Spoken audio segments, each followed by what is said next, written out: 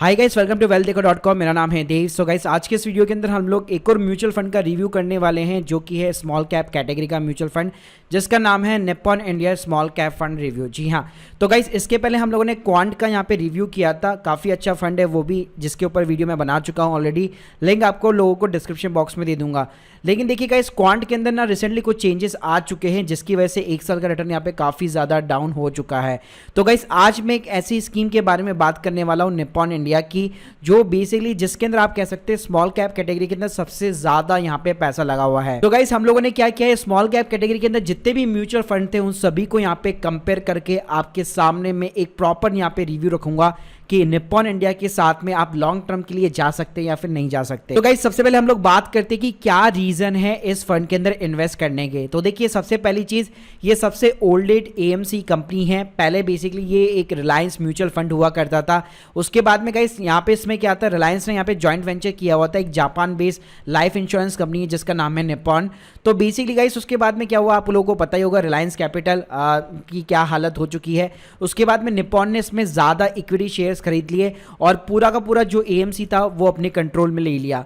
तो अब यहाँ पे जो ओरिजिनल यहाँ पे अल्टीमेटली आप कह सकते हैं जो मालिक है वो यहाँ पे अल्टीमेटली निप्पॉन इंडिया है। और निप्पॉन ने इसलिए इन सभी फंड्स जितने भी थे रिलायंस के उन सभी का नाम जो है चेंज करके निप्पॉन के नाम पे रख दिया।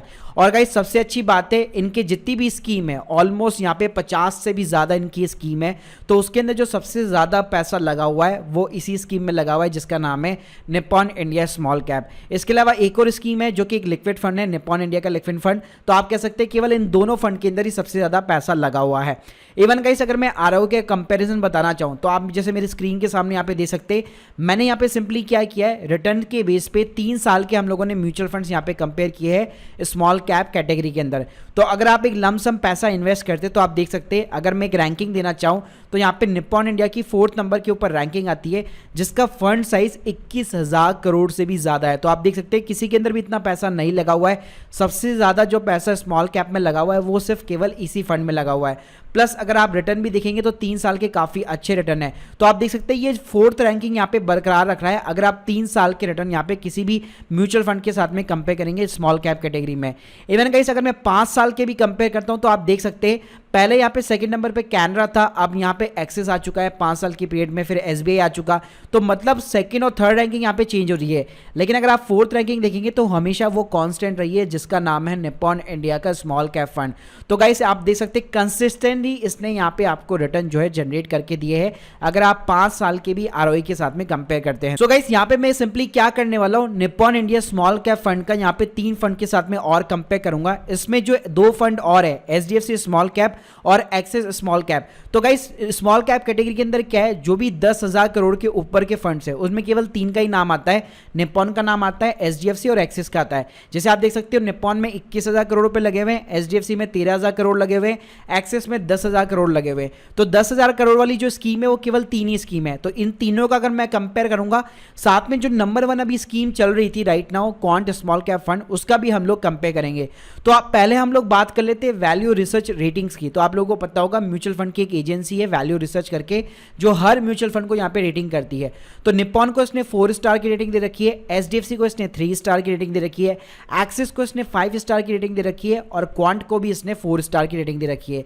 वहीं पे गाइस अगर मैं कंसिस्टेंसी की बात करूं, मतलब किसने लगातार आपको रिटर्न बना के दिए है, तो उसमें केवल निप्पॉन का और क्वांट का यहाँ पे आपको नाम देखने को मिलेगा। 5 ऑफ 5 आपको यहाँ पे रैंक्स देखने को मिलेगी। बाकी एचडीएफसी और एक्सिस की बात करूं तो यहाँ पे आपको 2 स्टार की रैंकिंग देखने को मिलेगी।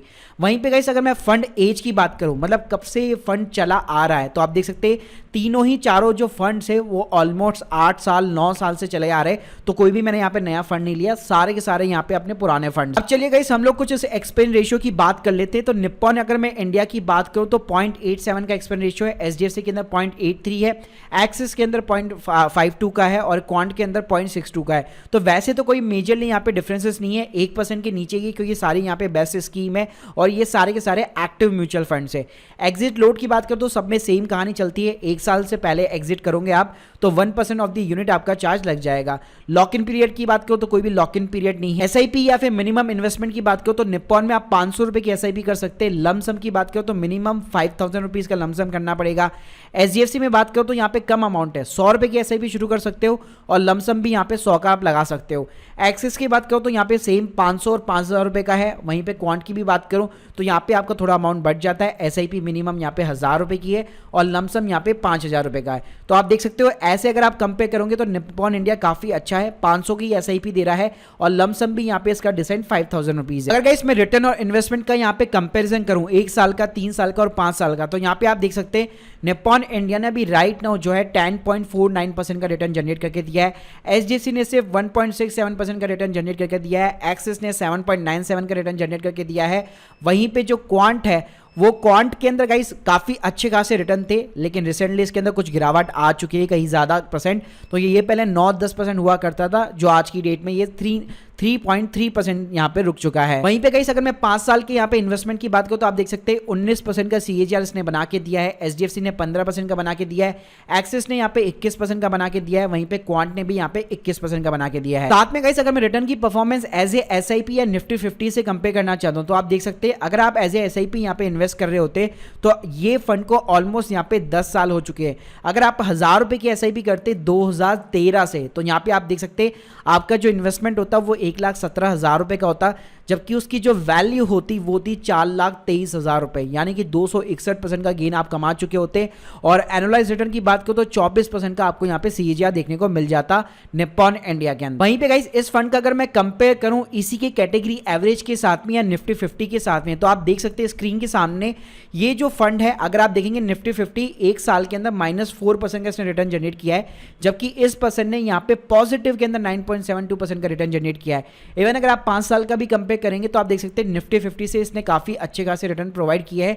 इवन अगर आप कैटेगरी एवरेज भी देखेंगे इनका कैटेगरी एवरेज, तो कैटेगरी एवरेज इनका केवल 15% का कैटेगरी एवरेज है, जबकि इस फंड ने यहाँ पे 5 साल के अंदर 19% के रिटर्न यहाँ पे जनरेट करके दिए हैं। तो गाइस अगर आप कैटेगरी एंड रैंक भी देखेंगे तो आप देख सकते हैं यहाँ पे जो साल भर आप 5 साल की रैंकिंग में देखेंगे तो हमेशा ये वाला जो फंड है, जैसे हमने लोगों ने ऊपर एनालिसिस किया था, 4th नंबर पे रहता ही रहता है। अब बात कर लेते हैं गाइस इसके कुछ वर्स्ट केसेस की भी। जैसे आप देख सकते हैं यहाँ पे अगर मैं बेस्ट क्वार्टर्स की बात करूं तो 2020 के अंदर जैसे कोविड के बाद में रिकवरी हुई थी, निफ्टी 50 24% से भगा था। ये वाला जो फंड है वो 28% से यहाँ पे इसने गेन जनरेट किए थे, जबकि इसकी कैटेगरी एवरेज केवल 15% के थे।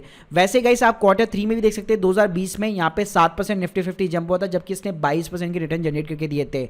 अगर गाइस मैं वर्स्ट क्वार्टर की बात करूं तो सेम कहानी उल्टी हो जाती है थोड़ी सी, क्योंकि आप लोगों को पता होगा कि मार्केट अगर बहुत तेजी से अगर ऊपर उठता है तो स्मॉल कैप जो है बहुत तेजी से ऊपर उठेंगे, लेकिन जब नीचे गिरेगा तो स्मॉल कैप भी यहाँ पे बहुत स्पीड से गिरता है। तो आप यहाँ पे देख सकते हैं अगर यहाँ पे सिंपली 2020 के अंदर निफ्टी 50 जो 29% से यहाँ पे गिरा है, तो ये फंड भी यहाँ पे 30% से गिरा है। तो आप कह सकते हैं ऑलमोस्ट इसने आपको अपने आप को एक मैक्सिमम जो ड्रॉ डाउन होता है उसके अंदर भी खुद को एक तरह से निफ्टी 50 के कंपेयर में प्रोटेक्टेड कर रखा है। इवन हमारा गाइस जो Q2 है जिसके अंदर निफ्टी 50 10% से गिरा था, उसके अंदर भी इस फंड के आप देख सकते हैं केवल 9.44% के इसने यहाँ पे नेगेटिव रिटर्न जो है जनरेट करके दिए हैं। इसके अलावा गाइस अगर मैं रिस्क और रिटर्न की यहाँ पे रेशियो की बात करूँ तो रिस्क रेशियो की बात करूँ तो देखिए इसका स्टैंडर्ड डिविएशन बीटा यहाँ पे हाई मिलने वाला है as compare to category average, लेकिन आप बीटा देख सकते हैं एक के ऊपर नहीं जाएगा, केवल 0.85 का है और स्टैंडर्ड डिविएशन 21.43 का है। लेकिन उसके अगेंस्ट में गाइस अगर आप यहाँ पे जेसन अल्फा देखेंगे तो यानी कि जो आपको हाई रिस्क मिल रहा है उसके अगेंस्ट में आपको रिटर्न्स भी उतने ही अच्छे मिल रहे हैं। तो आप देख सकते हैं 21 के कंपेयर में यहाँ पे 14 का आपको अल्फा देखने को मिल रहा है और टेन्योर रेशियो भी यहाँ पे काफी अच्छा है। तो सिंपल सी बात है यार, अगर आप रिस्क ले रहे हो तो उसके अगेंस्ट में आपको रिटर्न्स भी यहाँ पे अच्छे खासे प्रोवाइड ये कर रहा है। तो अगर आप और फंड्स के कंपेयर में यहाँ पे स्टैंडर्ड डिविएशन देखेंगे तो आप देख सकते हैं यहाँ पे एचडीएफसी का जो है वो 28 के समथिंग है, एक्सिस का यहाँ पे 23 के समथिंग है और क्वांट का तो सबसे ज्यादा है 31 के समथिंग।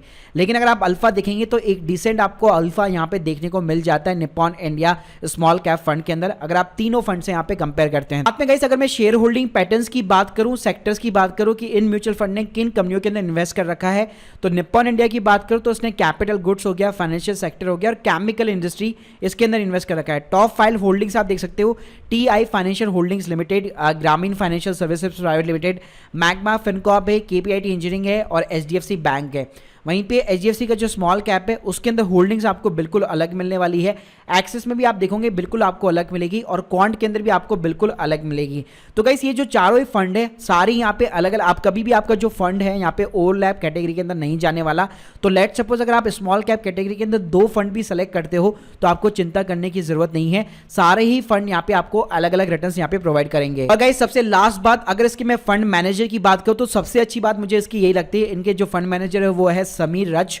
और सबसे अच्छी बात ये, इनको जो फंड्स पकड़ाए गए वो केवल स्मॉल कैप फंड ही है। जी हाँ, ये केवल निप्पॉन इंडिया के स्मॉल कैप फंड ही यहाँ पे संभालते, जबकि जनरली क्या होता है फंड हाउस के अंदर, एएमसी कंपनी के अंदर, कि एक फंड मैनेजर को ही 5-5, 6-6 यहाँ पे फंड्स पकड़ाए जाते हैं संभालने के लिए। तो इनका जो पूरा फोकस है वो केवल स्मॉल कैप फंड के ऊपर है। 29 ईयर्स का इनको एक्सपीरियंस है। और यहाँ पे आप जो 3 स्कीम देख रहे हो वो निप्पॉन इंडिया की स्मॉल कैप कैटेगरी के अंदर ही है, लेकिन एक डायरेक्ट प्लान है, एक यहाँ पे री इन्वेस्टमेंट प्लान है और एक डिविडेंड वाला प्लान है। तो इस तरह से यहाँ पे 3 स्कीम है। और इनका जो ये जो फंड जो संभाल रहे हैं तीनों स्कीम, उसके अंदर जो AUM साइज है मैं आपको ऑलरेडी बता चुका हूँ, 21,000 करोड़ से भी ज्यादा का यहाँ पे AUM साइज। साथ में गाइस आप यहाँ पे पढ़ सकते हैं, इनको 3 साल का खुद का एक्सपीरियंस है खुद की एडवाइजरी फर्म चलाने का। उसके अलावा 5 साल ये हिंदुजा फाइनेंस के अंदर भी रहे। उसके अलावा यहाँ पे 4 साल जो इन्होंने इनका एक ग्लोबल फाइनेंशियल सर्विस लिमिटेड में दिए। और उसके अलावा भी इनकी बहुत सारी यहाँ पे क्वालिफिकेशंस है जो डेफिनेटली आप यहाँ पे जो है Nippon India small cap fund के अंदर इन्वेस्ट कर सकते हैं। तो गाइस अगर मैं एक फाइनल यहाँ पे अगर आपको पॉइंट बताना चाहूँ, आप डेफिनेटली यहाँ पे लॉन्ग टर्म के लिए निप्पॉन इंडिया के स्मॉल कैप में जा सकते हैं, लेकिन मेरी जो सजेशन ये रहेगी कि यहाँ पे आपको लमसम तभी आपको इन्वेस्ट करना है जब मार्केट काफ़ी ज़्यादा डाउन हो। जो सेंसेक्स जो है अगर लेट सपोज 52, 53, 54, 55 हज़ार पे पहुंच जाता है तभी आप यहाँ पे लमसम इन्वेस्ट कीजिएगा। वरना गाइस सिंपली आप हमेशा, जो मैं बताता हूँ कि स्मॉल कैप जो फंड्स होते हैं वो काफ़ी ज़्यादा रिस्की होते हैं, तो इसके अंदर आपको हमेशा SIP रूट के थ्रू जाना चाहिए। इवन गाइस अगर आप SIP के थ्रू भी जाएंगे तो मैं आप लोगों को रिटर्न्स जो है ऑलरेडी बता चुका हूँ। इवन अगर आपने 1000 रुपये की भी SIP की होती है 1 साल के अंदर, तो आप देख सकते हैं ऑलमोस्ट आपको एटलीस्ट बैंक की FD से तो ज़्यादा इसने रिटर्न प्रोवाइड कर दिए होते हैं। So guys hope you like this video, please subscribe channel. अगर आप लोग के कोई भी डाउट्स है कमेंट बॉक्स में जरूर बताइएगा। Thank you guys, thank you very much.